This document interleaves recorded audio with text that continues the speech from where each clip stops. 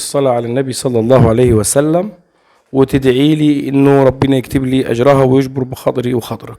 هتكلم في هذه الدقائق عن موضوع مهم جدا ومنتشر، وهو اسباب الصداع ما بعد الولادة، خاصة القيصرية والعمليات الجراحية اللي هي بتحتاج او بتتعمل بتخدير نصفي باختصار. والفيديو ايضا من باب التوجيه الطبي، يعني ايه الشكل الصح اللي تعمله واسباب هذا الصداع واعراضه، عشان ربما يكون في صداع تاني محتاج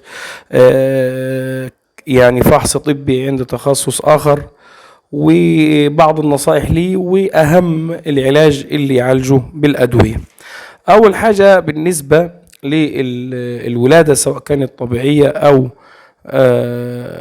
قيصرية، فبيكون انخفاض هرمون الاستروجين، والهرمونات دي بتكون عالية في الفترة اللي هي ما قبل الولادة، في التلتين الأخرانيين من الحمل.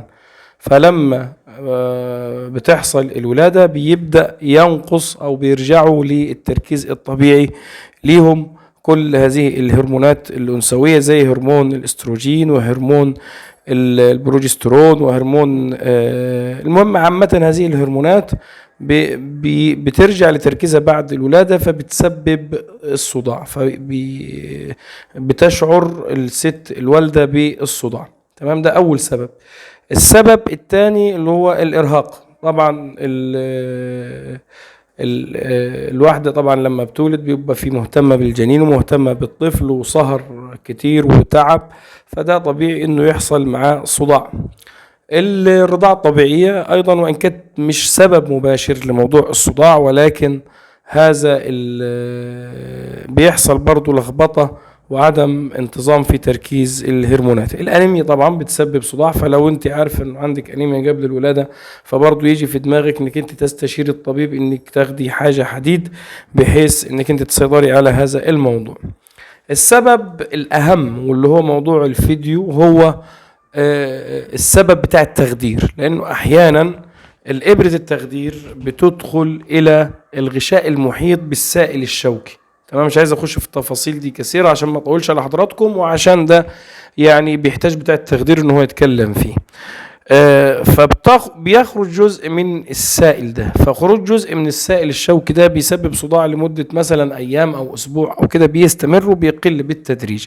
فبالتالي حضرتك لو انت مثلا عارفة نفسك من النوع اللي هو حصل لك الصداع ده قبل كده وبيتكرر معاك وبيتعبك، فما فيهاش حاجه انك انت تذكري هذا الكلام للدكتور، سواء الدكتور اخصائي التوليد او دكتور التخدير اللي هو هيقوم بالتخدير بتاعك. تمام، وده اهم الاسباب، وده بيحصل برضو في للرجال في العمليات التانية اللي هي بتحتاج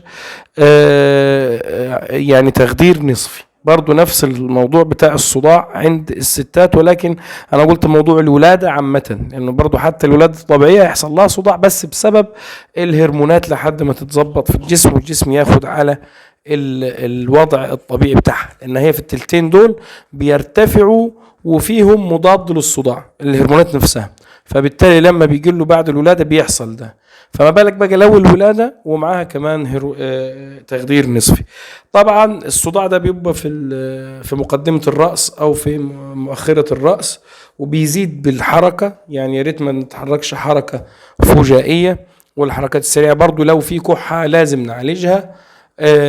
نتجنب الصوت العالي، نتجنب النظر للشاشات ايا كانت الشاشات بكثرة، حد يساعدنا مع البيبي وياخد باله منه، ويكون في قسط من النوم، شرب مية، اكل خضروات.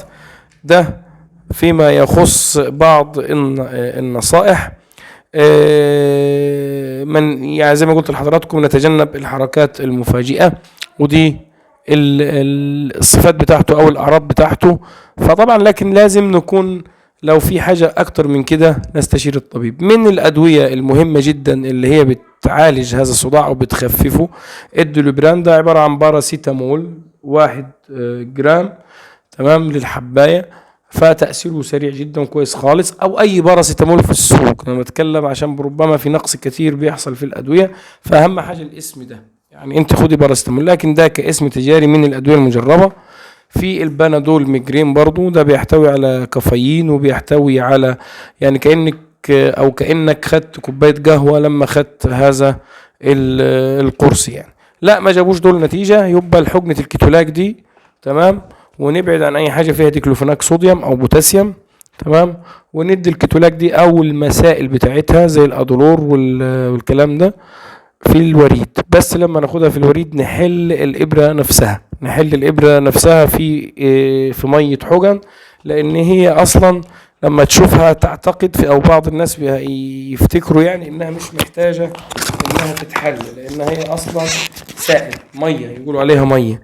لا ما ينفعش دي تخش الوريد على طول، لازم نحلها يا اما في محلول ملح او في ماء معقم 5 سنتي تمام. دايما الوريد بيبقى حلو اكتر من العضل تمام. ما لقيناش حد يدي وريد ناخدها عضل، لكن ده التأثير السريع ده مع الرجوع للطبيب. لو ما كنتش اشتركت في القناة اشترك في القناة.